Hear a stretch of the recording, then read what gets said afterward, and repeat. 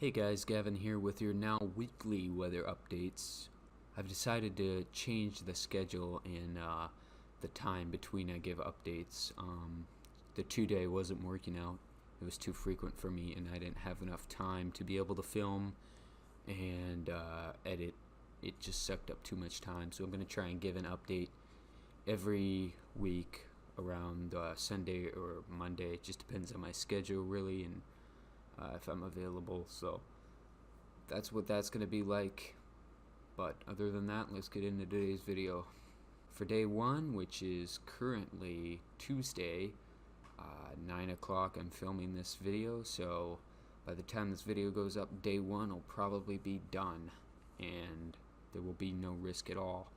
In fact, probably I would say the worst risk for tonight is going to be over within the next couple hours here, so we don't really need to worry about this, but in case you're curious, we have a slight risk, mostly contained in Texas.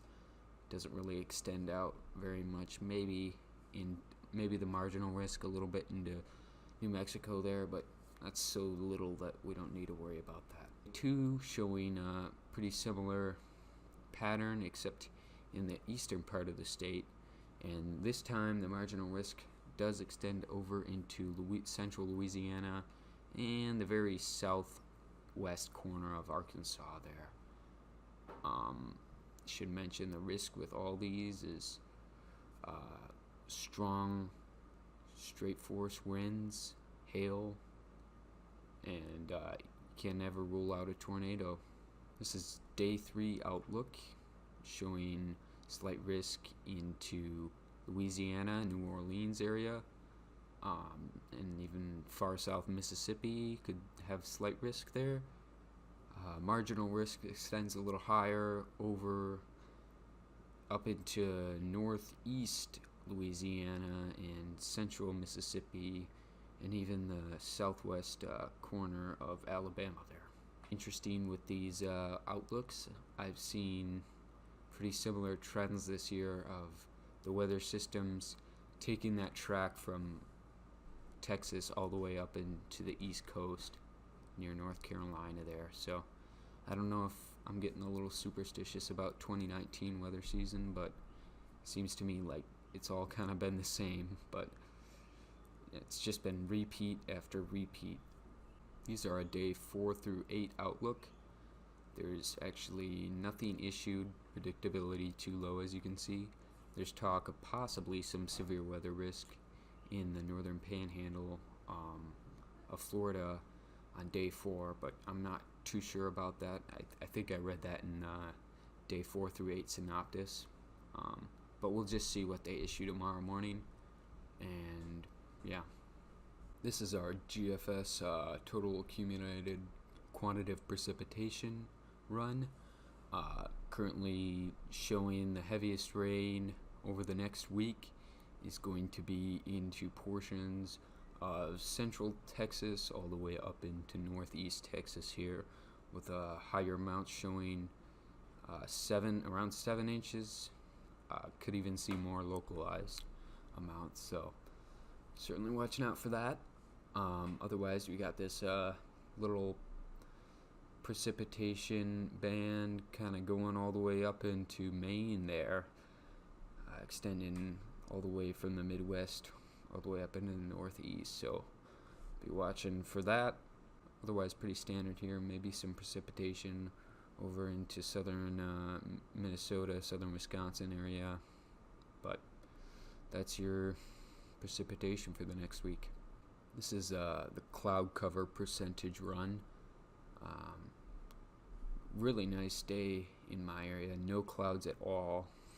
It was like that all day, but we can see not the same story for a lot of the southern parts here, with a lot of cloud cover actually. Only other spot really seeing none is Florida and up into North Carolina, but that'll change soon as we move on, as this system is going to move through and cause cloud cover to extend into the east. After that system moves through Texas into Louisiana, we'll see that go through. And we'll keep going forward here just so you guys get an idea. I don't really need to talk too much on this. I hope you guys understand what's showing up on screen here. Basically, you should understand. Blue means there's cloud cover. If there's white, that means there's no cloud cover. Pretty basic stuff. Anyway, moving on to our temperature. This is also the GFS run. This is currently 3 hours out.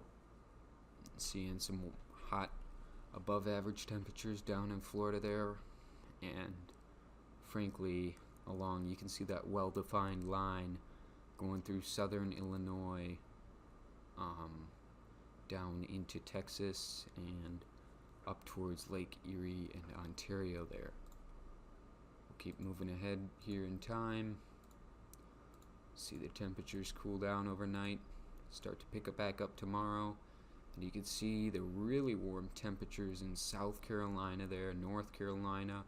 You can see temperatures up into the 90s here, even if you're depending on the sunshine and how hot it gets during the day, obviously, but pretty neat there. Keep going ahead here in time. This is going to go into Thursday. Another hot one down here. Not quite as hot as the Wednesday, but still hot nonetheless.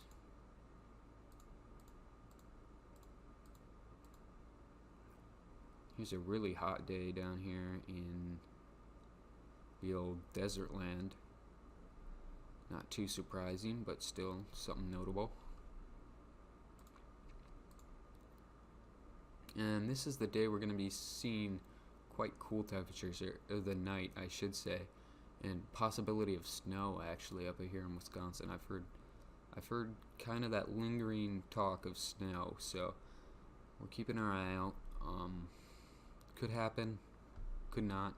Just depends on the timing of the system moving through and the temperatures, obviously. But yeah, that's actually quite cold for late April. This is the European height anomaly here. We'll go through. We see this trough, deep trough, which is gonna cause some severe storms to come through Texas here, and they're gonna move eastward towards Louisiana, Mississippi area right there. That's gonna be tomorrow, and we're certainly watching for severe weather threats tomorrow. Right in front of this trough here. So we'll keep fast forwarding it here. Cuts into the northeast there. Could see some severe potential here. We'll just see what's going to happen with that. NOAA is pretty unsure on that, so I'm not going to say anything on that too much because I don't want to mislead anyone, but there's definitely a potential.